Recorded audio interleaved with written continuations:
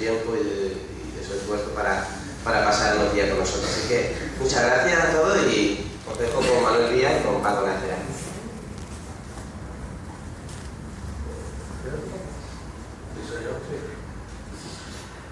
Bueno, buenas tardes. Bueno, no sé si es muy frecuente que uno ve que este año pasado han cumplido 60 años y que a pesar de haber pasado tantos años y de haber tenido una gestión, no voy a decir deficiente, sino la mejor gestión que se puede hacer de tan señero como se puede decir, a pesar de, es decir, bastante por inercia de aquel bombazo que fue en su momento. Imagino que la mayoría de vosotros, por situarlo un poco en su contexto, conoceréis un poco lo que ha sido el Capitán Trueno. Pero, en fin, si queréis os dejo una breve pincelada. El Capitán Trueno fue un personaje, una serie que nació en el año 56, como tantas, quizás en la etapa final de lo que eran los cuadernillos de aventura en España. En aquella época, los cuadernillos de aventura y otros, ¿no? Pero bueno, los cuadernillos de aventura de continuarán, 10 páginas y que continuaba cada 15 días, era algo muy frecuente. Se puede hablar, en los años 80 se habló del boom del cómic y se puede decir que en los años 40, 50 no había competencia tanto de otros medios, el cómic o el TVO, por utilizar una terminología más castiza y más popular aquí en España, el TVO era algo popular. Y cuando digo popular me refiero a que era un fenómeno, podríamos llamar, de masa. Es decir, si comparamos las tiradas que se hace hoy de un TVO con las que se hacían en aquellos tiempos, pues no tiene nada que ver. Como digo, el Capitán Trueno nació en el año 56 como una colección más. Todas las colecciones que nacían en aquellos tiempos, lógicamente, nacían con vocación de permanecer en el tiempo, de ser muy longevas, y luego ya el público pues decidía si esa colección se quedaba como cuadernillo o avanzaba mucho.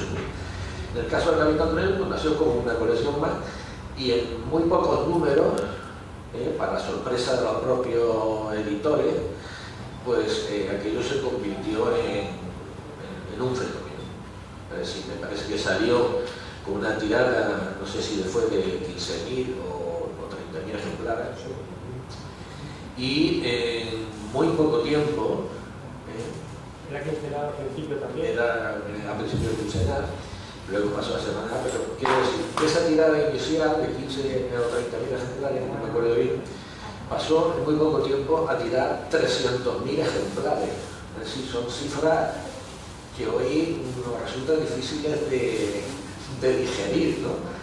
Cuando echamos un vistazo a lo que son las tiradas que se hacen. Luego también había una media de que cada ejemplar lo veían 4 personas, por lo tanto lo verían casi 1,5 millones de lectores semanales. Bueno, es que en la época, un poco apuntalando lo que dice en la época, aparte de los puntos de venta, que no es como ahora, librería especializada, o en el mejor de los casos que llegue a librería generalista, en aquellos tiempos el punto de venta era el kiosco. Pero además de los kioscos existían varias modalidades, que no era simplemente la venta, sino que incluso había kioscos donde se cambiaban los tebeos. Tú ibas con uno y te lo cambiabas por otro que acababa de salir. Incluso existía el alquiler, es decir, te lo dejaban para leerlo y después lo devolvían con un módico precio y demás. Hay algún estudio por ahí de que habla que como mínimo cada tebeo de aquellos tiempos se puede decir sin mucho riesgo de que lo leían un mínimo de 10 personas, ¿no? Con lo cual estamos hablando que si hay una tirada de 300.000 podemos estar hablando de lectura de un tebeo de volumen de gente impresionante, ¿no? Lo que era cultura popular.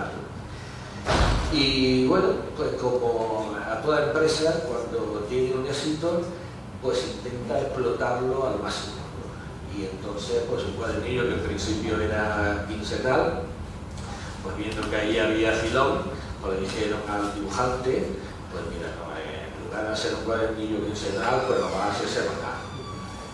Bueno, el hombre aceptó en un principio, pero bueno, era un hombre que se exigía unos mínimos y vio que no podía dar la calidad que estaba dando haciendo un cuadernillo quincenal, haciéndolo semanal. Entonces, pues a partir del número 30 y algo, la editorial le puso un entintador. Pero además, cuando digo que la gestión del personaje así de falta, ya desde su inicio, es decir, si tiene un personaje de éxito y que está funcionando bien y que además hace un pelotazo, pues lo lógico, que si no es una persona medianamente inteligente, es buscar un ayudante de primera fila. Cuando le buscan un entintador que bueno, en los primeros cuadernillos al menos, hasta que se hizo un poco con el personaje, pues era una cosa horrorosa, ¿no? Creo que no. Y bueno, pues a pesar de eso, por la inercia de ese comienzo tan espectacular, la serie fue avanzando, luego fue mejorando algo técnicamente, pero nunca se procuró que hubiera un elenco de dibujantes de primera fila. Parecía que como aquello había tenido éxito, pues aquello ya por sí solo funcionaba sin que tuvieran que poner mucho de su parte. Bueno, pues aquello duró una serie de años. En los inicios de esos cuadernillos, del fenómeno que fue, que la primera treintena de cuadernillos se hicieron hasta 3 reimpresiones en muy poquito tiempo. Nosotros hemos editado hace poco desde la asociación, que ahora hablaremos, un poco, que se recogen todas las portadas de los cuadernillos, y en el caso de esos primeros hemos recogido las portadas de las 3 reimpresiones, porque además no eran exactamente iguales, aparte de variar el precio, variar los colores, en algunos casos había problemas con la censura, y hay alguna portada, como la número 27, en la que hay una escena de tortura y que la última revisión que se hizo con los personajes que aparecen ahí en esa escena, pues desaparecen. Estos de atrás, que estaban siendo torturados, pues desaparecieron.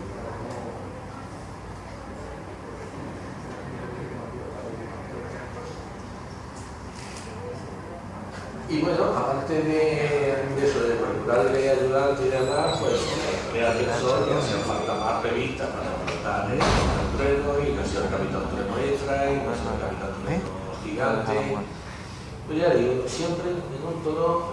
También, en la página de Pulgarcito, la revista cultural de la editorial, en las páginas centrales también había aventuras de Capitán Trueno,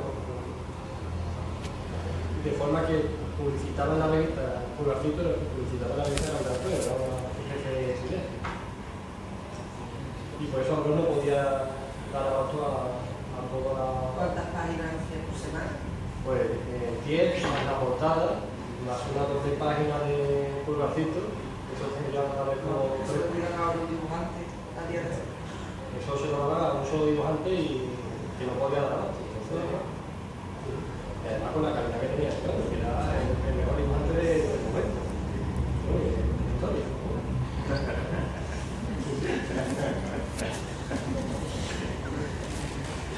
Lo dice como... No, pero no sé. Bueno, la época de los cuadernillos fue una primera etapa. En un momento dado, pues se publicaron 618 cuadernillos, y en un momento dado la colección fue decayendo y la cerraron. Tuvo una segunda etapa. Eso, fueron 618 cuadernillos, pero la otra revista que sacaban también a la semana, que era el Trueno Extra, fueron 417. O sea, solamente de la época clásica fueron 1000 tebeos que se publicaron. Cada semana salían 2 tebeos. Yo creo que era Capitán Trueno Extra, yo creo que era un cuerpo de mí. Sí. Bueno, en esa segunda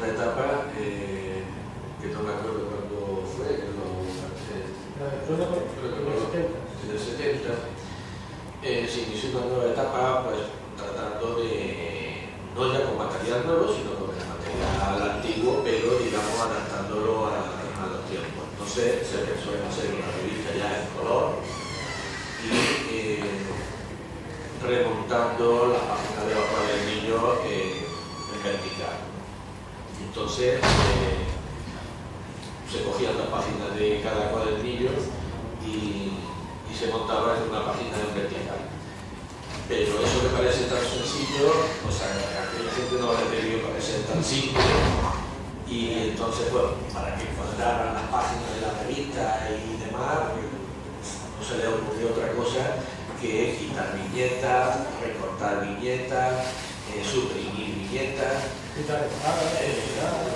Hubo una segunda apretón de tuerca en el tema de la censura, si quería lo tocamos un poco, y desaparecieron pues eso, espaldas, escenas de violencia en general y bueno, en ese montaje en vertical, para que veáis lo atroz que se puede llegar a ser y la poca sensibilidad hacia la historieta y hacia los creadores. En esos montajes en vertical, como digo, donde se mutilaron viñetas y demás, no se le ocurrió hacerlo sobre copias de los originales.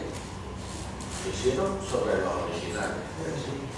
Tijera en mano, recortando los originales para que aquello cuadrara más o menos bien, en la maquetación que se estaba haciendo y demás, y donde pues faltaba un trozo de viñeta, pues se añadía burlamente un trozo de dibujo, y esa era la forma de funcionar. A pesar de eso, pues lo cierto es que aquella versión de Torreno Color, y Jabata Color, que también se editó, pues tuvo también bastante éxito y enganchó a una nueva generación o a varias generaciones de aficionados. En este caso creo que sobre todo con las portadas de anterioridad. Claro, en aquella ocasión para el Torreno Color, para darle un poco más ese aire de modernidad, se optó por hacer unas portadas ya en lugar de las clásicas, digamos, de utilizar dibujos, digamos, de línea, coloreado y demás, se optó por utilizar técnicas pictóricas. En este caso se buscó un portadista que era un poco de la casa, Antonio Bernal,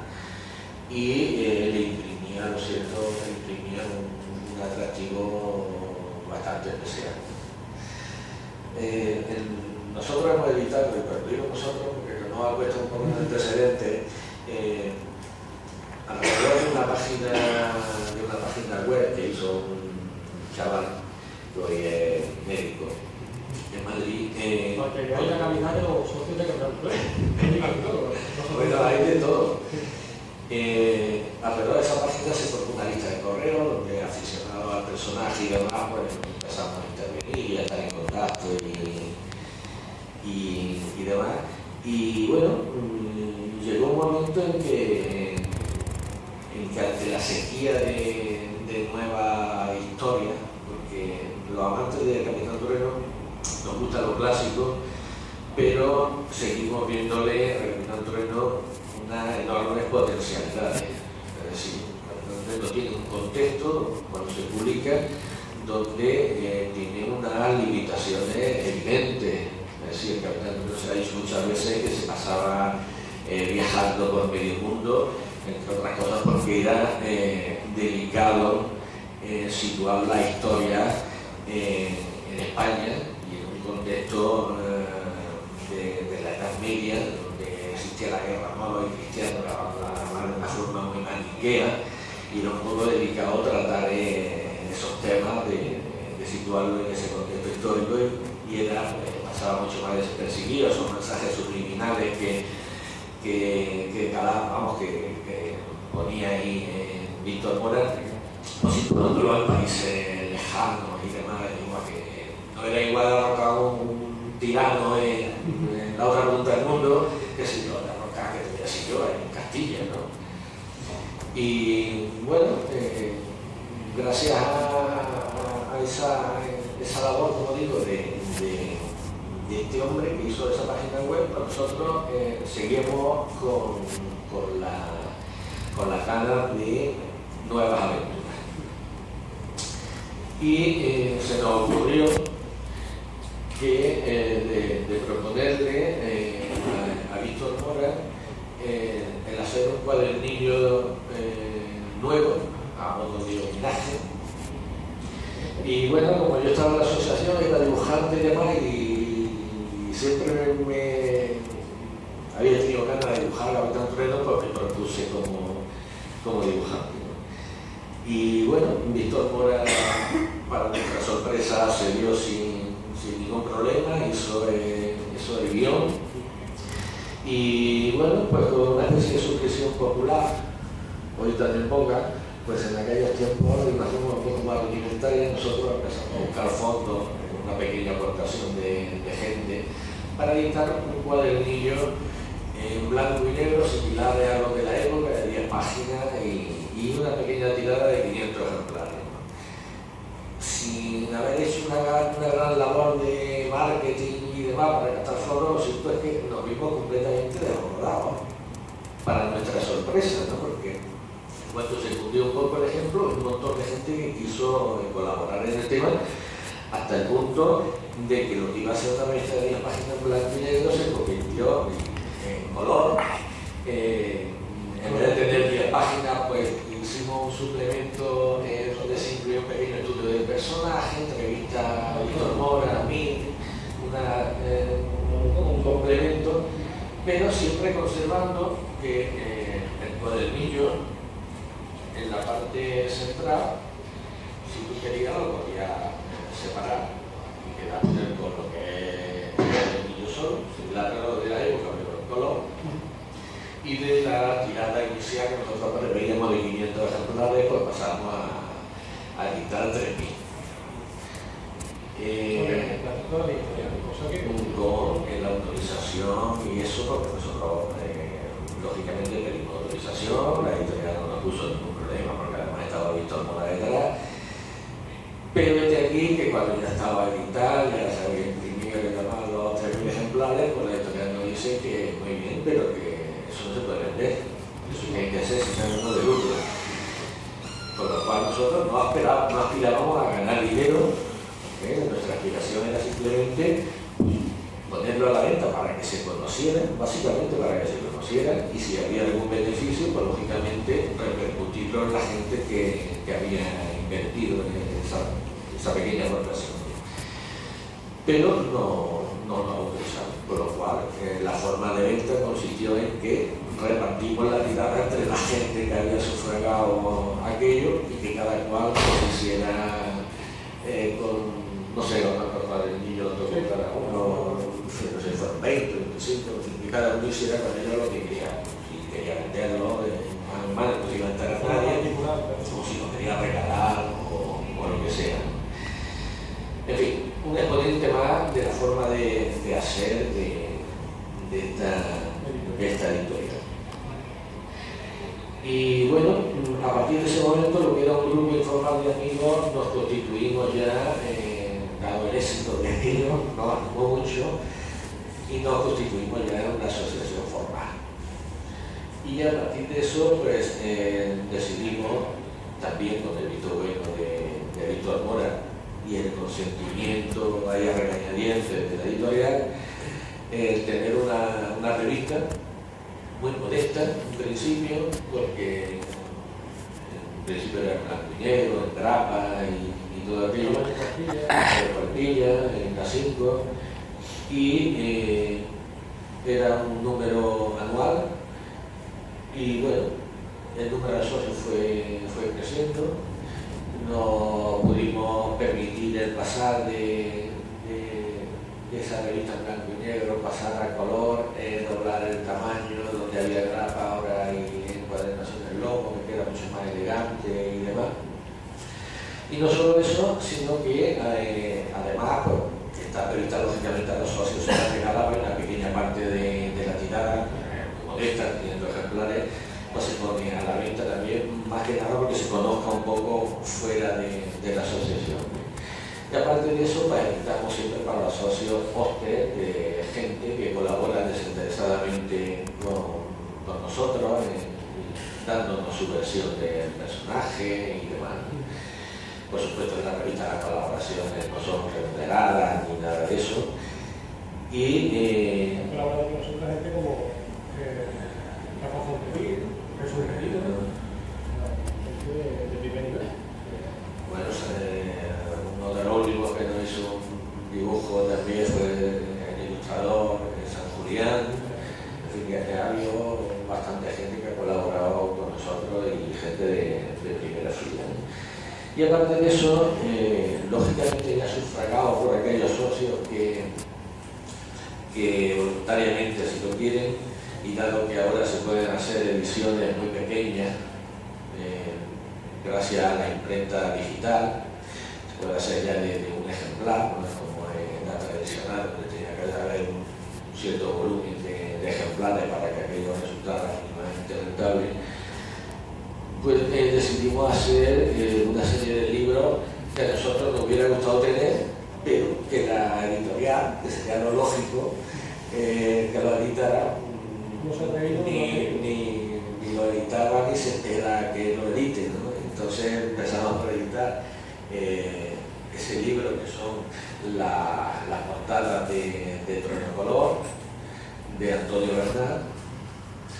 Y es una edición que, bueno, la gente que lo ha visto pues, se ha quedado ciertamente maravillada, ¿no? En esta tapadura, la que tenemos aquí en esta tapadura. Este es el libro de prueba, la edición de tapadura, son unas 400 páginas, donde además el hijo de Antonio Bernal está con nosotros en la asociación, con lo cual aproximadamente el 80-85% de las ilustraciones se ha partido de los originales, de las reproducciones de su momento, con lo cual la calidad en origen ya es grande, y luego la reproducción, vamos, es total, y luego la reproducción también es muy buena. Así que eso es una joyita, pero con una tirada, porque además tenemos que andarnos con pie de plomo, y tenemos, cuando hacemos libros de este tipo, tenemos que hacer una edición numerada y nominada.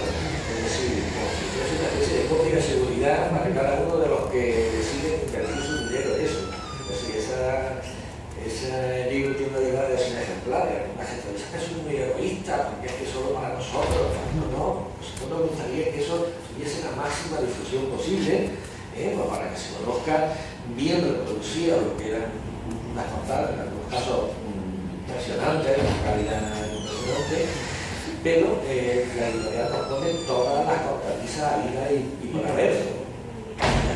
Así nos tenemos que andar con pie de plomo, y porque nos pueden meter más en cualquier momento, en lugar de apoyarnos por apoyar a su personaje, pues nos ponen todas las zancadillas posibles. Es decir, este año, por ejemplo, por lo menos otro ejemplo, hace unos meses ha terminado una exposición que se hizo en Madrid, en el Círculo de Bellas Artes, sobre el Capitán. Recabaron la ayuda de la editorial para que le dejase originales. La editorial no colaboró absolutamente nada, no les dejó ni un solo original. No se tenían muchos, pero algunos tienen, porque en otras ocasiones, en otras posiciones los han dejado así. No colaboró lo más mínimo. Solo colaboró, aún colaboró, y era así, se dejó patente que ellos eran los dueños de los derechos para hacer caja.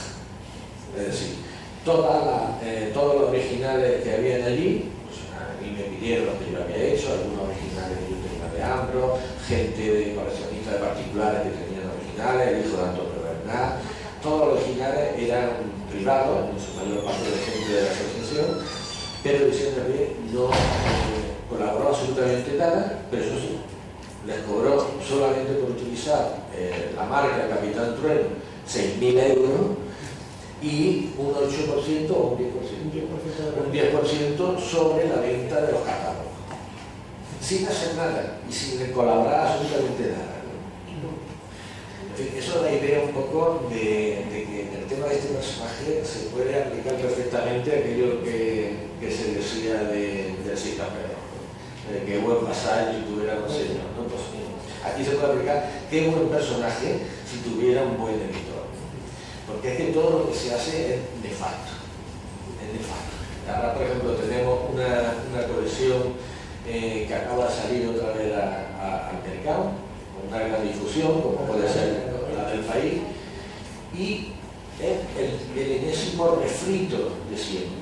Es decir, no se cambia absolutamente nada. Es decir, hay páginas que en su momento, cuando se editó, por problemas de impresión, por lo que sea, salían emborronadas y se puede hacer una labor de restauración.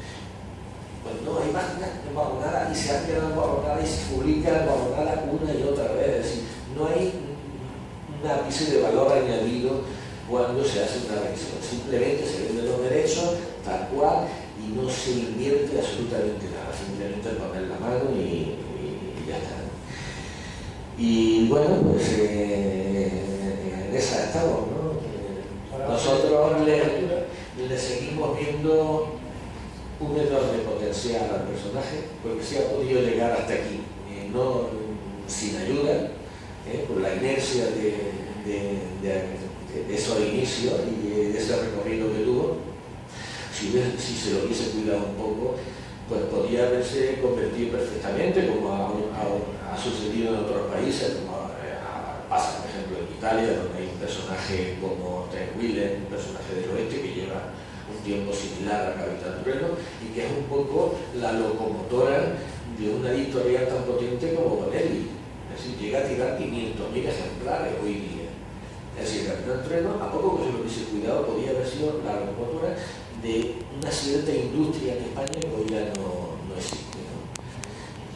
Y bueno, lo cierto es que no ha sido así. Publica una aventura nueva, pero de una forma totalmente improvisada. Se le presenta algún proyecto nuevo que hemos visto en algunas páginas que le ha presentado Carlos Gómez, dibujante Redondo, o Jesús Redondo, y ver las páginas que se le presentan de una calidad a nivel francés, o sea, a nivel de lo que se publica extraordinaria, y le dicen sencillamente que no. Y luego pues llega un momento en que a lo mejor un aficionado pues tiene ahí unas páginas, un aficionado, pero sí, hay un miembro de la asociación que es dibujante, pero no deja de ser un dibujante aficionado, que bueno, pues le presenta un álbum de Capitán Trueno que se va a editar ahora recientemente, y bueno, y se lo aceptan porque cubre un hueco en un momento dado que les viene bien. Y ya está, pero de una forma totalmente improvisada, ¿no? Mientras se dice uno a dibujantes de categoría que podían relanzar un poquito el personaje, pues se le dice que no. Y bueno, y en esa estamos, ¿no? Con una cierta resignación ya con este tema y esperando que alguna vez pues a alguien se le ocurra relanzar un personaje un poco en serio. Hubo un intento, cuando he dicho que iba a ser